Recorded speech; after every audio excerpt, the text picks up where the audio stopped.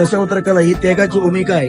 आपला संसार, आपल्या घरातील प्रेमाची माणसं, आपल्या मायेची माणसं सगळे दूर ठेवून या कलेची जोपासना करण्यासाठी प्रत्येक दशावतारी कलाकार आपल्या घरापासून, आपल्या जिल्ह्यापासून खूप दूर गेलेला असतो. तर कलेसारखा त्याग कुठेच नाही.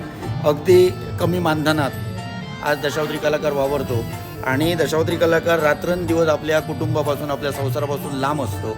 आपला संसार अगदी वाऱ्यावर सोडून, शेवटी लहान मुलं असतात, त्यांनाही संसार असतो, पण या सगळ्यापासून दूर राहून अगदी कमी पैशात दशावतारी कलाकार हा आपली कलाकृती सादर करत असतो.